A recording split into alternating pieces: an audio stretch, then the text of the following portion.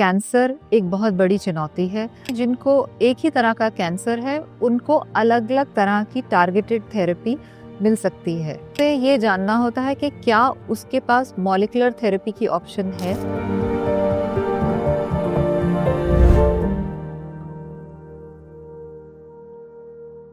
नमस्कार, मैं डॉक्टर मौसमी सूर्यवंशी हूँ।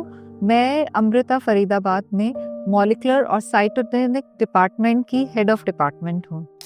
कैंसर एक बहुत बड़ी चुनौती है, पर हमारी साइंस ने इसे नियंत्रित करने के लिए बहुत सारे महत्वपूर्ण कदम उठाए हैं और उनमें एक बहुत ही इम्पॉर्टेंट कदम है और डायग्नोसिस और थेरेपी के लिए है मॉलिक्यूलर बायोलॉजी और साइटोजेनेटिक्स लैब। कैंसर केवल एक गांठ नहीं है, उसके पीछे आपके जीन्स होते हैं। उन जीन्स में म्यूटेशंस के कारण आपको कैंसर होता है।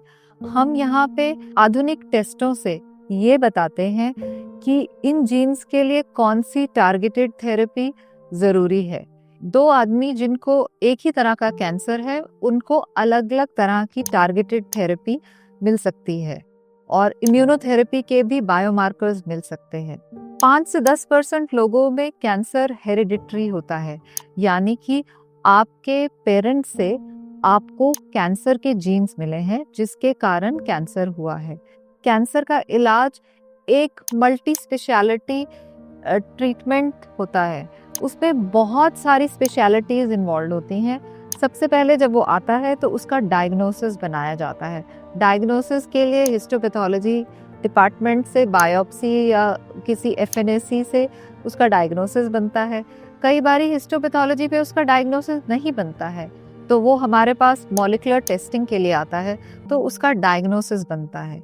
और उसके बाद भी कई बार इलाज उसका सिर्फ कीमोथेरेपी, रेडिएशन थेरेपी नहीं होता है, जिसके लिए उसे अलग अलग डॉक्टर्स के पास जाना पड़ता है।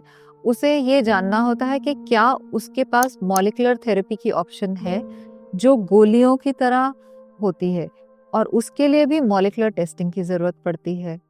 और कुछ लोग होते हैं जिनकी फैमिलीज में बहुत सारे कैंसर्स हैं, उन्हें भी अपनी जांच करानी चाहिए, क्योंकि हमारे यहाँ अमृता में ऐसे लोगों के लिए भी टेस्ट अवेलेबल है और उससे पता चल सकता है कि क्या उन्हें हेरिडिटरी में रिस्क है, और अगर है तो उन्हें किस किस चीज़ का ध्यान रखना चाहिए ताकि उन्हें कैंसर ना हो, और अगर हो जाए तो उन्हें उसका क्या करना चाहिए।